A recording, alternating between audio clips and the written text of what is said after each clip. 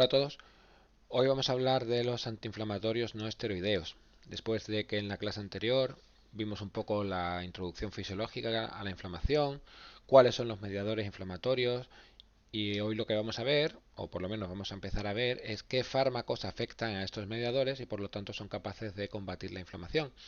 Y vamos a empezar con los principales, con los que digamos representan un porcentaje altísimo de los medicamentos más vendidos. Son los antiinflamatorios no esteroideos. Cuando digo un porcentaje altísimo de los más vendidos, es verdad. En el top 10 de medicamentos más vendidos en España, si bien esta lista tiene algún año, creo que tiene 2 o 3 años de antigüedad, pero no creo que haya cambiado mucho.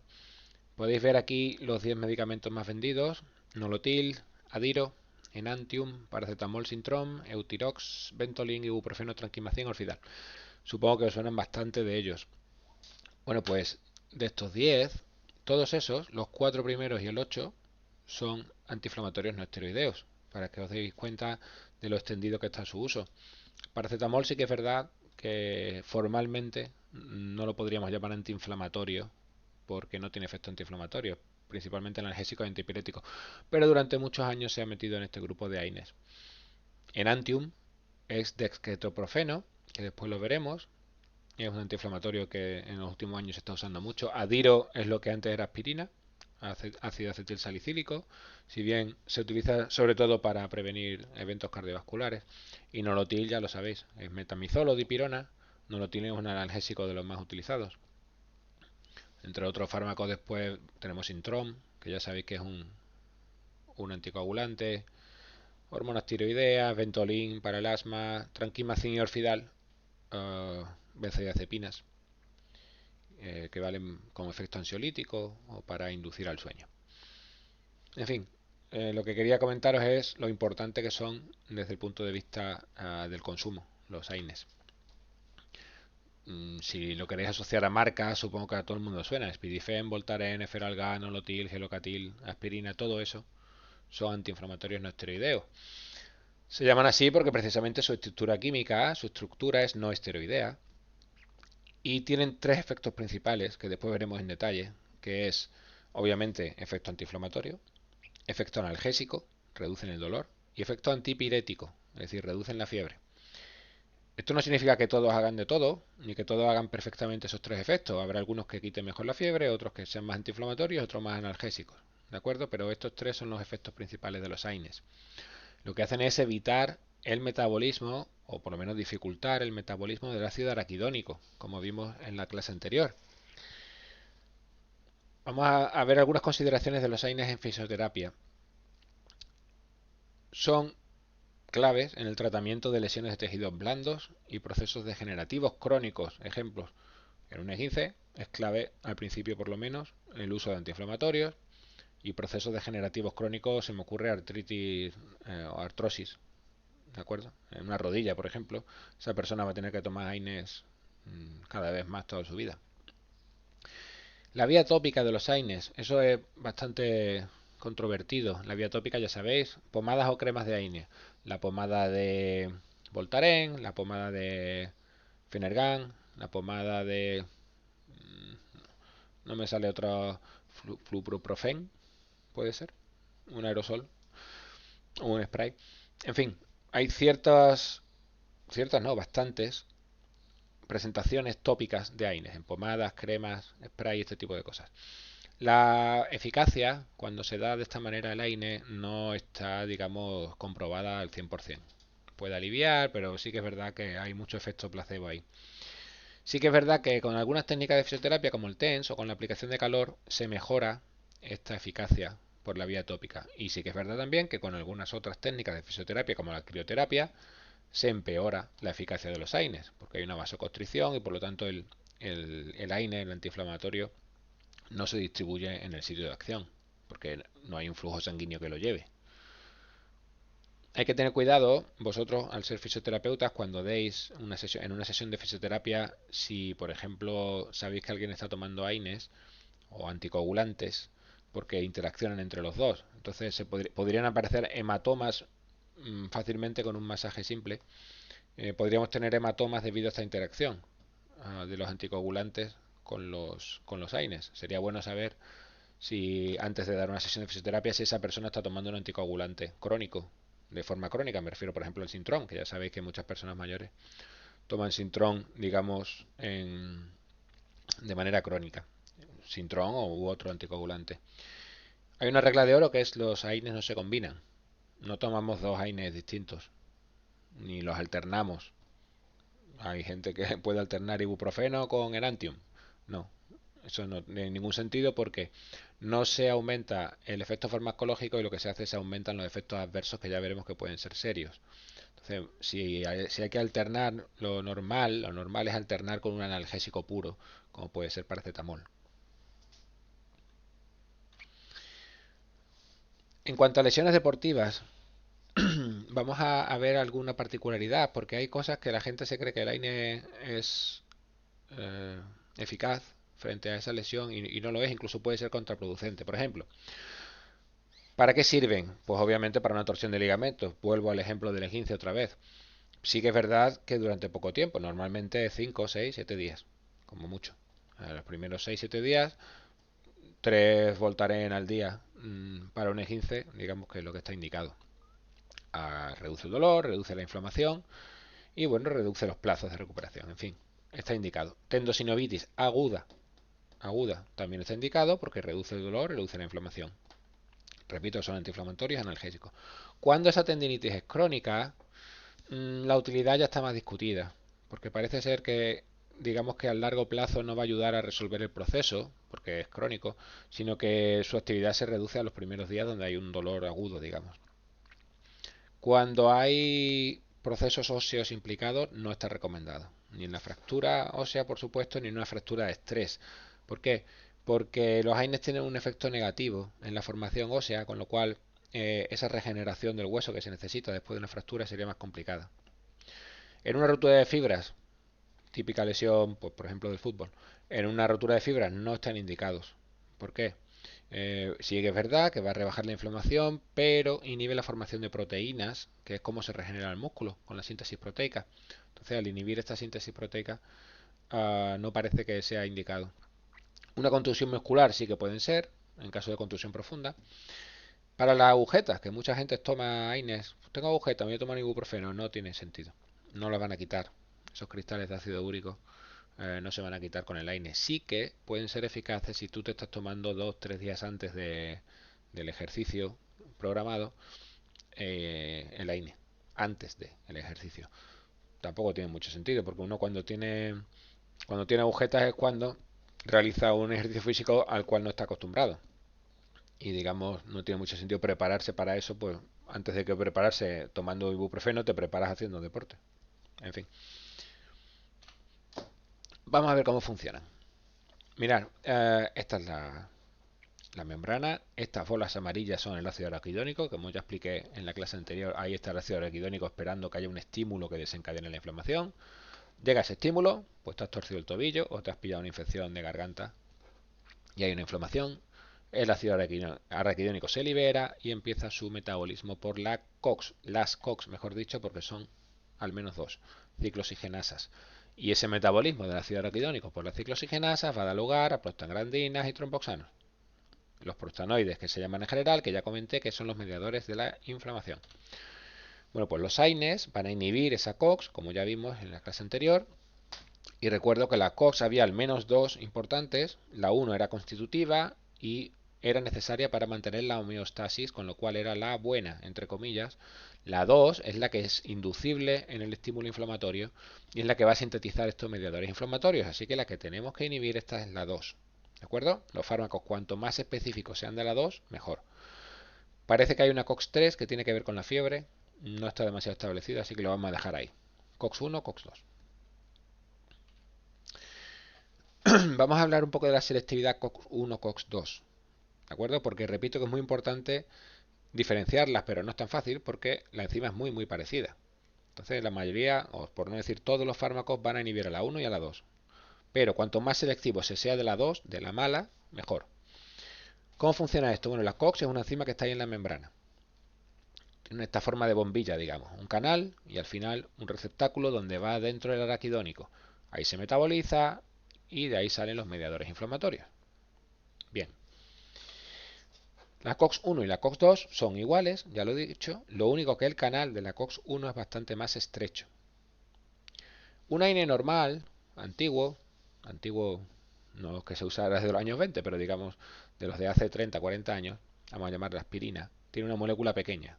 Esa molécula pequeña cabe por cualquiera de los dos canales. Obviamente por el canal de la COX-2, porque es muy ancho, pero también por el canal de la COX-1, porque es una molécula pequeña. Los AINES, vamos a llamarlos selectivos, de la COX-2, tienen más cosas, pero bueno, la base es que la molécula es mucho más grande. Al ser la molécula más grande, no cabe por el canal de la COX-1, solamente cabe por el de la COX-2, y ahí es donde se inhibe. Se inhibe el metabolismo del araquidónico, con lo cual no se producen todos estos mediadores inflamatorios. Repito, esa es la teoría, la realidad es que cabe una fracción pequeña siempre entrará, ¿vale? Pero cuanto más selectivo se sea de la COX-2, mejor. No me voy a cansar de decir esto porque después es importante para los efectos adversos. Mirad, por ejemplo, esto es un gráfico de selectividad COX-2, COX-1. ¿Vale? Arriba están los más selectivos de la 2 y abajo los menos selectivos. Y digamos los de toda la vida, aspirina, naproxeno, ibuprofeno, flurbiprofeno también, incluso diclofenac, que es Voltaren, están abajo. Son menos de 5 veces más selectivos sobre la 2 que sobre la 1. Es decir, no son demasiado selectivos. Con lo cual van a tener más problemas, porque, repito, la inhibición de la 2 es lo que buscamos, es lo que lleva al efecto antiinflamatorio. La inhibición de la 1 no la buscamos, va a dar lugar a efectos adversos, a problemas. Ya veremos qué problemas. Hay otros nuevos, celecoxib, rofecoxib, que son mucho más eficaces porque son mucho más inhibidores de la 2 que inhibidores de la 1, más de 50 veces. Rofecoxib tiene un problema que ya lo comentaremos en clases posteriores y por eso se ha retirado del mercado, pero en principio como antiinflamatorio sería mucho más efectivo. Repito, no quiero ser bueno, sí quiero ser pesado porque es importante que esto se sepa bien. La inhibición de la COX-1 produce los efectos adversos, porque no es una enzima que queramos inhibir, se inhibe como efecto colateral. Es una inhibición que afortunadamente es instantánea, competitiva y reversible, con recuperación inmediata, es decir, no es una inhibición que perdure en el tiempo. Una vez que se para el tratamiento, normalmente, si dejas de tomar ya el AINE, se recupera tranquilamente. La inhibición de la COX-2, que es el efecto farmacológico, pues depende de la duración del tiempo de exposición al fármaco, puede quedar inhibido durante largo tiempo e incluso de manera irreversible, con el ácido acetilsalicílico. Es capaz de inhibir la COX-2 de manera irreversible. Muy buen antiinflamatorio. Lo que pasa es que el organismo necesita sintetizar nueva COX-2 porque la que hay va a estar inhibida. Muy buen antiinflamatorio si no fuera porque inhibe a la COX-1 también de manera muy importante. No es que solo tengan este mecanismo los AINES, tienen bastantes diferentes mecanismos antiinflamatorios. Por ejemplo, inhibición de la activación de los neutrófilos, que son células del sistema inmune. Inhibe el movimiento de los leucocitos. Acordaros cómo los leucocitos viajaban por el torrente sanguíneo, se pegaban al endotelio, se filtraban y por quimiotaxis iban hasta el estímulo inflamatorio. Bueno, todo eso se inhibe. Por ejemplo, el flunixin inhibe este movimiento de los leucocitos. Inhibe la formación de radicales libres de oxígeno que sintetizan estas células del sistema inmune, neutrófilos y macrófagos. Acordaros que había que digerir, por ejemplo, las bacterias. Bueno, pues esta liberación de radicales libres de oxígeno se inhibe, por ejemplo, el piroxicam. O disminuye la transcripción de genes inflamatorios. Cuando hay una inflamación, se desencadena una serie de genes que antes no estaban expresados o estaban expresados, digamos, en una cantidad pequeña y ahora se dispara esa expresión. Bueno, pues hay fármacos como el ácido acetilsalicílico que inhibe la expresión de estos genes inflamatorios. Vamos a hablar un poco de farmacocinética. Lo primero es comentaros qué es la farmacocinética.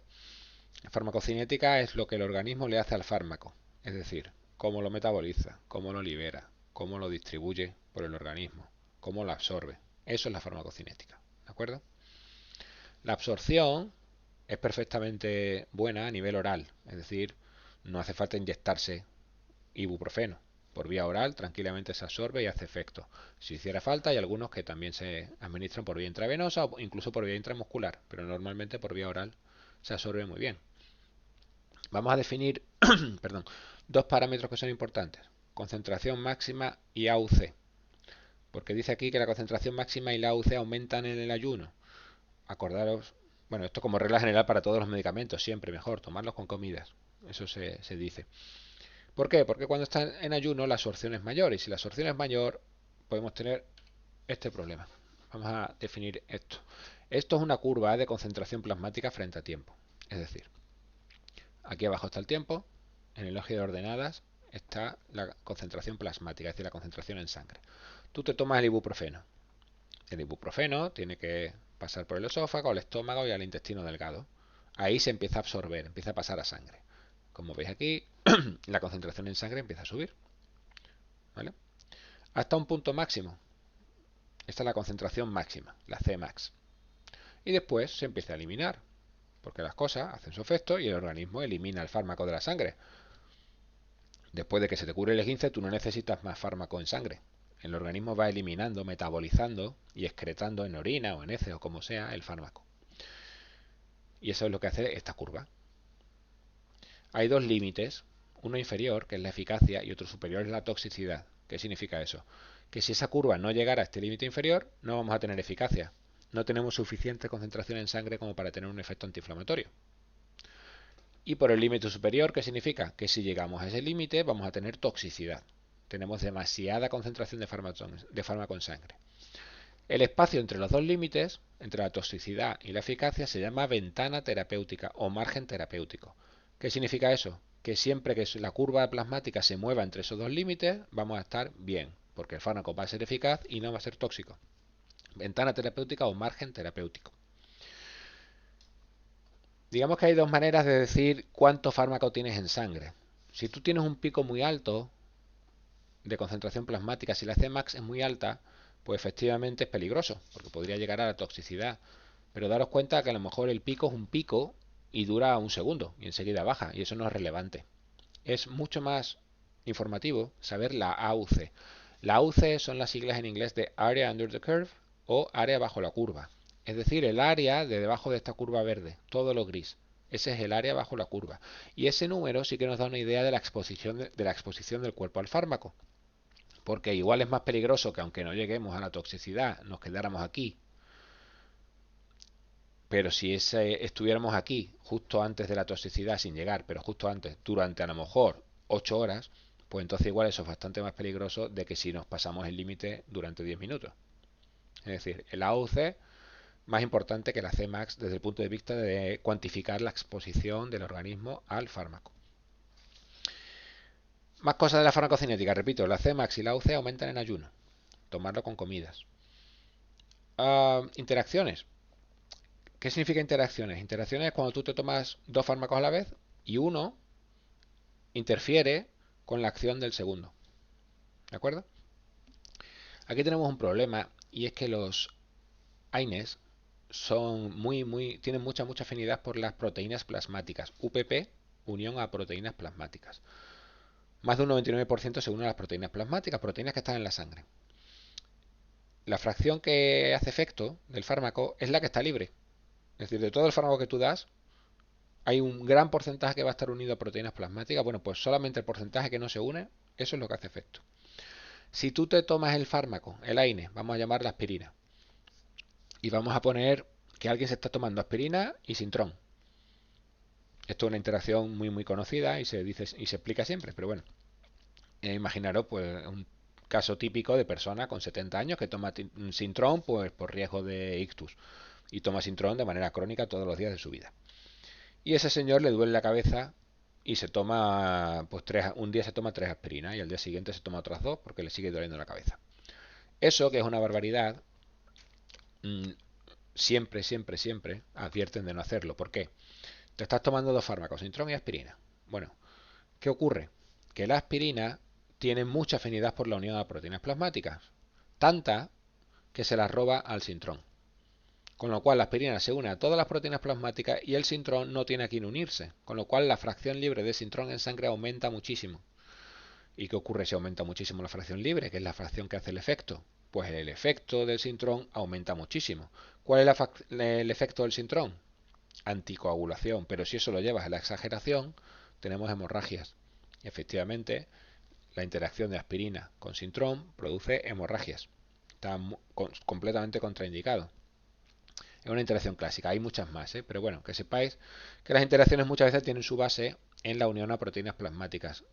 El AINE se une tanto a proteínas plasmáticas que no quedan proteínas plasmáticas para unirse a otros fármacos, con lo cual los otros fármacos, su fracción libre va a estar aumentada de manera exponencial y por lo tanto su efecto aumenta de manera exponencial. Más cosas de la farmacocinética. Los AINE son en general ácidos débiles. Esta estructura de ácidos débiles, y esto es bastante complicado y no me quiero meter, pero simplemente que sepáis que al ser ácidos débiles se acumulan mejor en las zonas donde hay una inflamación. Es decir, aunque la concentración en sangre sea poca o baja, en el sitio de acción, donde está la inflamación, se van a acumular por esta estructura de ácido débil. Y normalmente los AINE se metabolizan a productos inactivos, que es una regla general del metabolismo. Tú metabolizas algo para quitarle el efecto, lo que comentaba antes, cuando ya el esguince ha ocurrido y ya se ha resuelto, no necesitas más diclofenaco en sangre, cuando se te ha pasado el dolor de cabeza ya no necesitas más ibuprofeno en sangre. Así que el organismo lo metaboliza y lo elimina. Lo metaboliza obviamente a un compuesto, a un metabolito que ya no tiene efecto farmacológico. Eso no siempre es así, pero con los AINES es la regla general. A excepción, por ejemplo, del ácido acetilsalicílico, la aspirina, que sí que tiene metabolitos activos, o la fenilbutazona. Pero en general se metaboliza productos inactivos. Bueno, vamos a incidir un poquito en los efectos principales: antiinflamatorio, analgésico, antipirético. Efecto antiinflamatorio. ¿Por qué? Lo he vuelto a repetir, lo repetí en la clase anterior y lo he dicho otra vez hoy. Porque inhibe el metabolismo del araquidónico por la ciclooxigenasa 2 y eso produce una disminución de la síntesis de prostanoides inflamatorios. Punto. Además, esa disminución de las prostaglandinas, si vais a acordaros, las prostaglandinas I2 o la prostaciclina, las prostaglandinas D2, E2, son prostaglandinas vasodilatadoras que aumentan ese flujo sanguíneo en la zona. Por eso la inflamación, hay un enrojecimiento y un calor, porque hay un aumento del flujo sanguíneo. Se reduce la vasodilatación, con lo cual esos síntomas de la inflamación, enrojecimiento, calor, eso baja. Más cosas, al bajar la vasodilatación hay menos volumen de sangre. Al haber menos volumen de sangre hay menos mediadores nadando en esa sangre. ¿De acuerdo? Y algunos de esos mediadores, os vais a la clase anterior y lo miráis, producían aumento de permeabilidad capilar, que es otro síntoma de la inflamación, el edema, cuando compuestos de dentro del vaso salen fuera al espacio intersticial y se produce el edema. Bueno, pues eso se reduce porque reducimos los mediadores que aumentan la permeabilidad capilar. Eso en cuanto a la inflamación. En el efecto analgésico, son eficaces en el dolor de varios tipos: artritis, bursitis, dolores musculares, etcétera, etcétera. Pero sobre todo de este tipo. ¿Por qué? Bueno, porque estamos disminuyendo la síntesis de prostanoides. Los prostanoides, además, como comentamos en la clase anterior, son capaces de sensibilizar a los nociceptores, que acordar son los receptores que recogen esas sensaciones dolorosas. Bueno, pues hay mediadores que sensibilizan, hacen esos receptores más sensibles. Por ejemplo, la bradicinina que comentamos en la clase anterior. Bueno, pues va a haber menos bradicinina. Va a haber menos prostaglandinas que sensibilizan al receptor frente a la bradicinina, mejor dicho, ¿vale? Y además tiene cierto, porque no nada que ver con los opioides que vimos, pero tiene cierto efecto depresor en la médula que dificulta el registro de esa sensación dolorosa en la médula espinal. Pero repito, nada que ver con los opioides que vimos en los primeros temas. Y el efecto antipirético, que baja la fiebre. Vuelvo a recordar, no todos bajan la fiebre, no todos son antiinflamatorios activos o efectivos, no todos son analgésicos estupendos, ¿vale? Pero todos tienen que tener uno de estos efectos. Efecto antipirético, me sale el paracetamol. Si bien el paracetamol, repito, no se podría considerar como AINE de manera, digamos, rígida, porque no es un antiinflamatorio. Nadie se toma un paracetamol para un esguince. Te lo tomas para el dolor o para la fiebre. Pero sí que es verdad que tú tienes 39,5 de fiebre, te tomas un paracetamol y a la media hora tienes 37.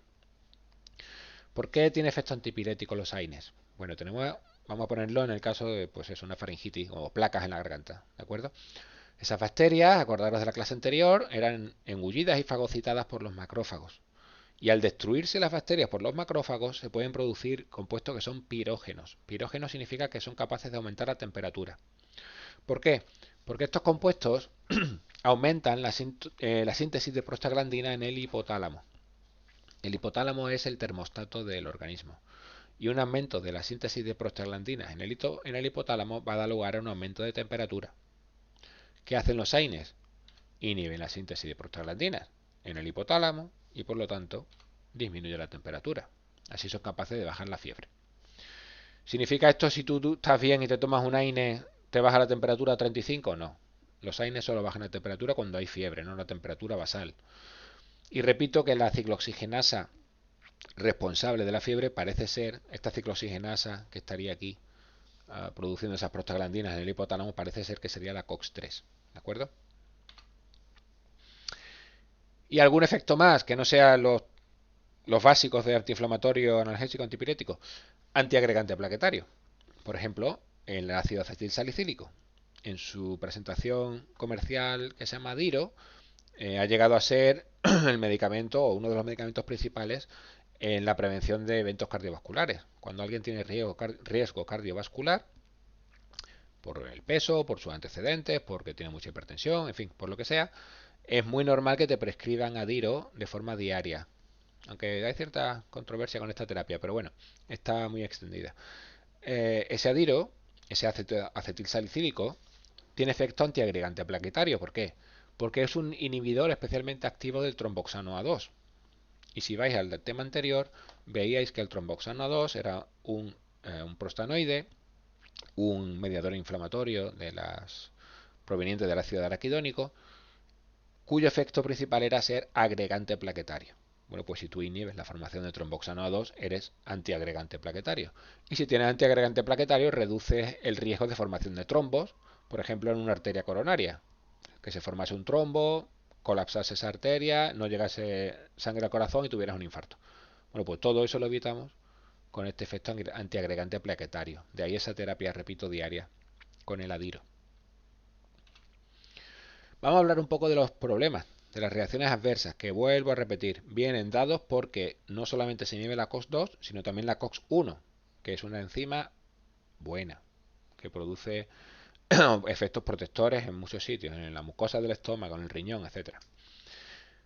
La reacción adversa más frecuente, siempre, con los AINES, es el trastorno digestivo, porque nos estamos cargando la COX-1 y la COX-1 protege la mucosa gástrica. Si tú te cargas la COX-1, pues te cargas, hablando mal y pronto, te cargas la mucosa gástrica y por lo tanto aumentas el riesgo de trastornos digestivos. Cuanto más selectivo sea de la COX-2, mejor. De hecho, los fármacos que estaban arriba en ese gráfico que os enseñé, que son más selectivos de la COX-2, tienen menos riesgo de trastorno digestivo. Problemas, bueno, pues puede ser de una molestia digestiva, dispepsia, a náuseas, vómitos y si ya nos vamos al extremo de la gravedad, úlcera gástrica e incluso hemorragia gástrica, que puede ser mortal en muchos casos.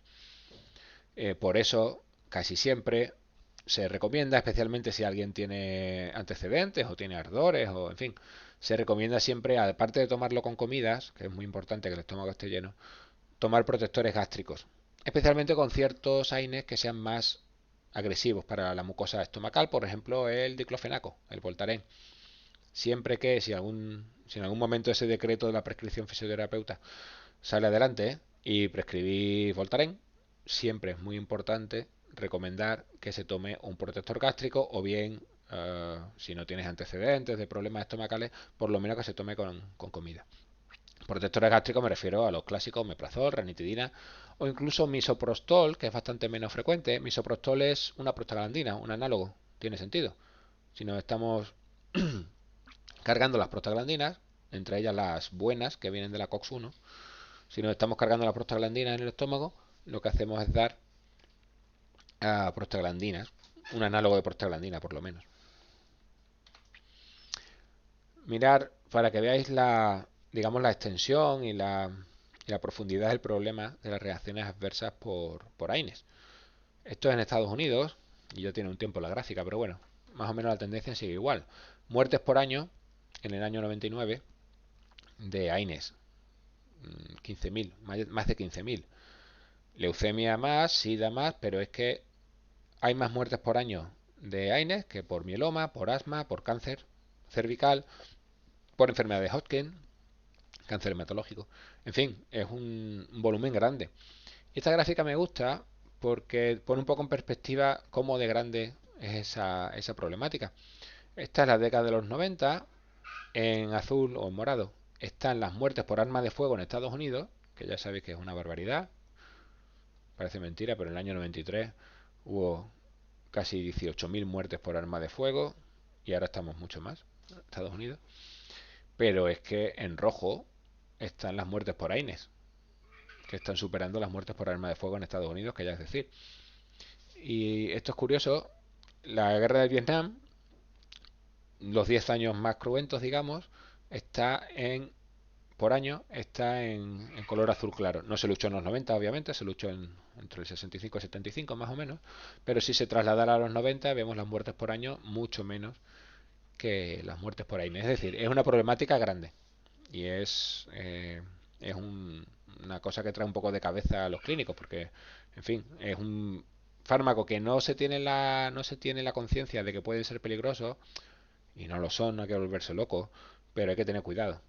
¿De acuerdo? Hay gente que toma ibuprofeno, se pueden tomar 5 ibuprofenos al día tranquilamente. ¿Cuándo prescribáis AINES? Si esto sale adelante y podéis prescribirlos, hay que tener, digamos, un criterio, sobre todo por estas reacciones adversas. Se prescribe AINE cuando hay dolor e inflamación de forma muy general y lo que se hacen es se evalúan los factores de riesgo. Factores de riesgo sobre todo que afectan al estómago o que afectan al riñón. ¿Sí? Cuando hay personas que puedan tener factores de riesgo para el estómago o para el riñón, hay que evaluar la posibilidad de buscar otra alternativa y que no sean AINES, porque puede ser problemático, repito, porque nos estamos cargando la homeostasis del estómago y la homeostasis del riñón. Si no hubiera factores de riesgo, no hay problema, se da el AINE. Si hay factores de riesgo, bueno, pues se le da el AINE y se aconseja tomar un gastroprotector o se puede buscar un AINE que sea selectivo de la COX-2. Ya os adelanto de que no son tan fáciles de encontrar, digamos, la mayoría de todos estos AINES que usamos normalmente son poco selectivos de la COX-2. ¿Vale? Y así todo hay que tener cuidado cuando hay antecedentes de daños estomacales, porque todavía puede haber sangrado gastrointestinal y puede ser muy complicado. Alguien tiene una úlcera, no puede tomar AINE, es así. O no debería. Bueno, ese era el principal problema, es el trastorno digestivo y el más frecuente. Trastornos renales, el mecanismo es lo mismo, nos estamos cargando prostaglandinas que mantienen la homeostasis renal y eso se va a traducir en una insuficiencia renal aguda que afortunadamente cuando cesas el tratamiento por el AINE pues vuelve el riñón a su funcionalidad normal.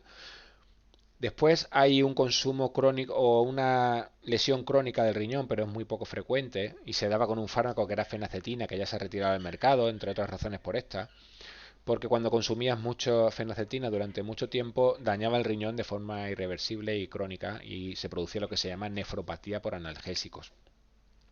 Los trastornos renales no es una cosa muy frecuente, de hecho se da en menos del 1% de adultos sanos. Se da sobre todo cuando la persona es mayor, tiene los riñones ya castigados, etcétera, etcétera, pero en general no tiene por qué haber un problema renal. Esto es una imagen de un riñón en una autopsia de muerte por nefropatía por analgésico y vemos todas las zonas necrosadas del riñón por un consumo crónico de años de AINES, especialmente, repito, de fenacetina, perdón, sí, de fenacetina que ya no se utiliza. Más problemas, reacciones cutáneas, erupciones cutáneas. Después de después de los trastornos digestivos es la reacción más frecuente. Entre un 10 a un 15% de los casos de las personas que toman AINE pueden tener una erupción cutánea y en la inmensa mayoría de los casos se queda ahí, en erupción cutánea. Problemas cuando evoluciona pues una urticaria, podemos tener fotosensibilidad, es decir, con la luz del sol aparece esa erupción y nos podemos ir hasta trastornos que podrían ser mortales en un caso muy muy extremo. Por ejemplo, a los niños pequeños con varicela no se les debe dar ibuprofeno, por ejemplo. Y no se les debe dar ibuprofeno porque parece, y digo parece muy subrayado, porque no está del todo esclarecido, pero parece que podría favorecer una infección secundaria por bacterias, sobre todo por estreptococos, que puede dar lugar a una infección cutánea mortal en muchas ocasiones, que se llama fascitis necrotizante, que destruye el tejido a una velocidad increíble. Y parece ser que el tratamiento de ibuprofeno en estas infecciones víricas como varicela podía estar detrás. Repito, no es lo frecuente. Vamos, es muy infrecuente, pero bueno, está ahí. Y otras reacciones adversas poco habituales, bueno, alteraciones de la médula ósea. Ya sabéis que en la médula ósea es donde se sintetiza, bueno, pues donde tenemos las células sanguíneas. Podemos tener una bajada de glóbulos rojos, una bajada de glóbulos blancos, etcétera, etcétera. Trastornos hepáticos, que los veremos más en detalle cuando veamos el paracetamol, porque es el fármaco que, repito, no es un AINE formalmente, pero bueno, lo vamos a meter aquí, que puede producir trastornos hepáticos o que produce trastornos hepáticos si se utiliza mal. En pacientes sensibles, es decir, predispuestos, el ácido acetilsalicílico puede producir reacciones asmáticas, perdón, ataques agudos de asma en pacientes que ya son asmáticos, y no solamente eso, sino que además de ser asmáticos tienen una cierta sensibilidad a estos AINES. Y el síndrome de Reye, otra complicación muy grave, y esta sí está bien establecida, que se descubrió cuando se trataba a los niños con varicela con aspirina para reducir, bueno, pues el malestar. No se debe hacer. Cuando hay esta infección vírica, como la varicela en los niños, el mecanismo no se conoce con exactitud, pero se sabe que puede haber una afección cerebral grave si se trata a los niños con varicela con aspirina. ¿De acuerdo? Por eso la aspirina ya se ha quitado del tratamiento de los niños. Hace 20-30 años, todos los niños, bueno, había aspirina infantil y se le daba a los niños aspirina infantil. Eso ya se ha quitado. A los niños no se les trata con aspirina en general por esto que se ha descubierto del síndrome de Reye. Y ya para acabar, esto no es para que lo estudiéis, digamos, en forma de clasificación, pero para que veáis un poco que en contra de los opioides, que digamos que los puros por lo menos, los opiáceos, eran todos la morfina y sus primos hermanos, todas unas estructuras químicas muy parecidas. Aquí no, aquí hay muchísimas estructuras diferentes. Tenemos salicilatos, como el ácido acetilsalicílico, derivados pirazólicos, y el más conocido con muchos es el metamizol, o también llamado dipirona, o también llamado, que es como lo conoce todo el mundo, nolotil, que es la marca registrada. Derivados del ácido propiónico, que son los más frecuentes y los que más se venden y los que más se consumen, ibuprofeno. Y después ketoprofeno, naproxeno, todos esos son derivados del propiónico. Derivados del ácido acético, el más conocido es diclofenac, que repito es el Voltaren, pero también tenemos ketorolaco e indometacina. Los oxicams, que se llaman así porque el nombre de todos ellos acaban en cam, piroxicam, meloxicam. Estos tienen la característica de que son mucho más sensibles frente a la 2 que frente a la 1, es decir, tienen un buen ratio de selectividad, con lo cual van a tener menos problemas adversos, sobre todo digestivos. Derivados nicotínicos como el flunixin, que este no se utiliza tanto. Y después tenemos los que llamaríamos selectivos de la COX-2, y lo pongo entre comillas lo de selectivos, porque ningún fármaco de estos es selectivo 100% de la COX-2. Siempre alguna molécula de AINE se va a colar por el canal estrecho de la COX-1. Pero en fin, son mucho más selectivos que todos estos, ¿vale? Por ejemplo, nabumetona nimesulida. Y estos COX-CIPs, que han sido muy famosos por otras razones y no precisamente favorables, que comentaré luego, como el celecoxib y sobre todo, y ya se ha eliminado del mercado por lo que comentaré posteriormente, repito, el rofecoxib. Bueno, y con esto dejamos los AINES. Hemos dado, digamos, una semblanza bastante amplia, yo creo, de lo que son los AINES. Y lo que haremos en las clases siguientes, o por lo menos en la clase siguiente, será enfocarnos en AINES bueno, pues ibuprofeno, ácido acetilsalicílico, paracetamol. Vuelvo a repetir que no es un AINE formalmente, pero lo veremos aquí. Nos enfocaremos principalmente en estos fármacos que son del día a día.